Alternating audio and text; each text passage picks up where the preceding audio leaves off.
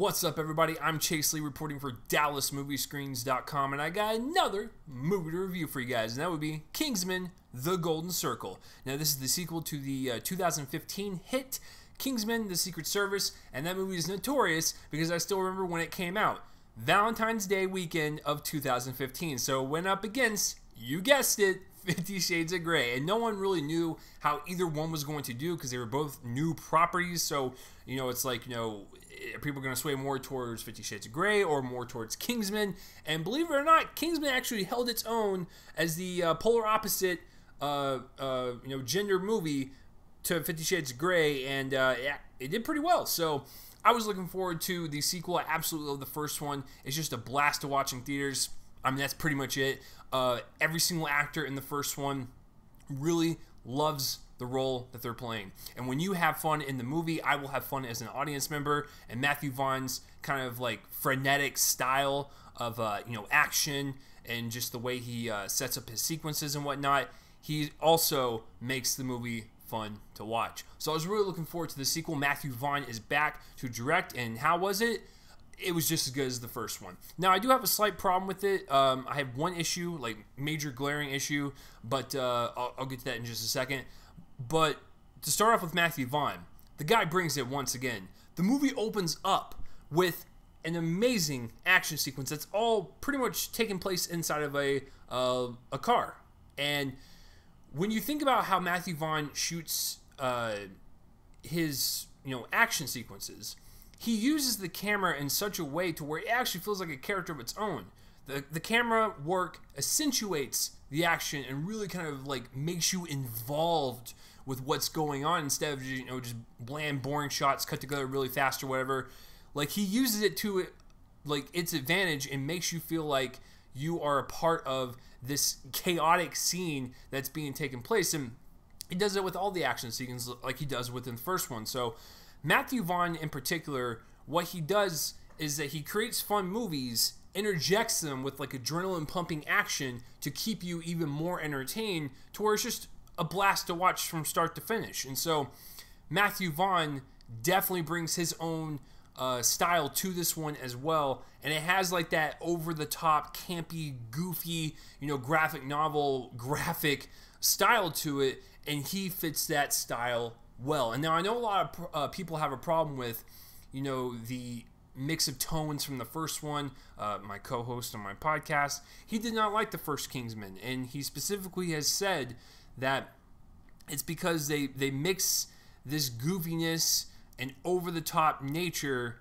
with serious moments, and it doesn't work. For me, it works. Matthew Vaughn pulls it off. I don't know how he does it, but he did the same thing in Kick-Ass, where it has like this over-the-top, like kind of goofy graphic novel style to it, but then you mix in with some really great character moments that you're kind of invested in. Even though you know this is a very over-the-top environment, you're still invested in the story and the characters. That's what he does well. It's a good balance, or that's how I see it. I know many people think differently, but I think he blends the two quite nicely. And speaking of characters, there's a lot of new cast members added to this one. Channing Tatum, Jeff Bridges, Halle Berry, and everyone else from the first one comes back, except for Samuel L. Jackson. I was a little disappointed I didn't get to see him eat a cheeseburger in this one, but what are you going to do? Anyways, the addition to all these A-list actors and actresses, I thought was cool. Like, I didn't feel like it was overcrowded. I've heard a lot of different things from critics and stuff, and that's one of the things they said was it felt a little overcrowded.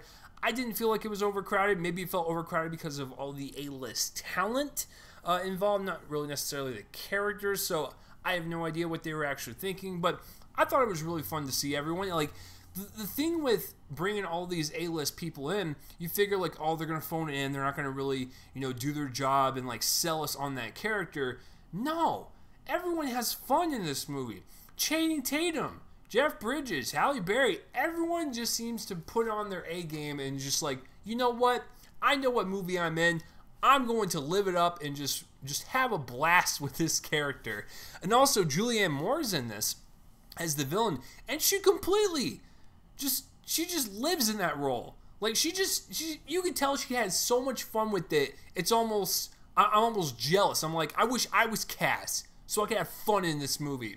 And you know what's really cool about her character as the villain versus Sam Jackson? Because Sam Jackson in the first one, yeah, he was threatening, and yeah, he had a pretty diabolical plan. He was very smart, very articulate, but, you know, I never really felt like I was really threatening him. It's like, I understand what he was doing. It's like, what he's doing is very catastrophic, but Julianne Moore in this one, there's a couple scenes where it got a little dark and sadistic, and I was like, oh, I'm not going to mess with that woman. But that's what her character was. She was just a straight edge, just, you know, bad person that you do not want to come across. And she really sold that while, you know, like I said, being in this ridiculous environment, she sells it to me as, like, you know, a villain you would see in a comic book or like a graphic novel. So she has a lot of fun with it as well. But my favorite is Channing Tatum. He was just a blast to watch, and he was really funny as well. Everyone is really funny, even with the new additions and, you know, the old additions like Taron Egerton and Mark Strong. Everyone's got like their comedic moments, and it's pitch perfect in the writing department, except for the story. The story is fine. It's, you know, typical, like, it feels like a comic book, you know, villain gonna take over the world, you know, with a something, and we're gonna kill millions of people. That's not the problem. It's the length of the movie. That is the main issue of this film. It's the only issue I have. I enjoyed watching it from start to finish, but the length of this film does feel exhausting. Yes, these action scenes are fun to watch, but by the time we got to the end of the movie, I was going, all right, I'm actually okay if we like start to wrap this up a little bit. It was fun to watch, but I could feel the length on my chest. Well, that sounded wrong. I could feel the weight of the movie just kind of like, almost like I feel exhausted watching it. And I'm like, okay, this is a little bit too long. It's 2 hours and 20 minutes. Way too long.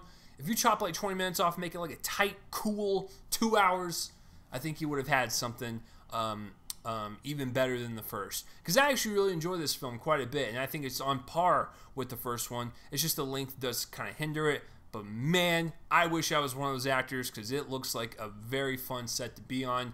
And it's just one of those movies to where if you want to go watch something, escape for a little bit, and sink yourself into this ridiculous, over-the-top world with some really great character moments that I might add, and also a romance I never thought I'd be invested in, then I would suggest to go check this one out. I'm going to give Kingsman: The Golden Circle a B+. There you go. I recommend it. So, what did you guys think of Kingsman: The Golden Circle? Or have you even heard of it? What did you think of the first one? Comment that place on my face and let me know. And as always, guys, I'm Chase Lee reporting for DallasMoviescreens.com. And tune in next time for whatever I review next. I will see you guys later.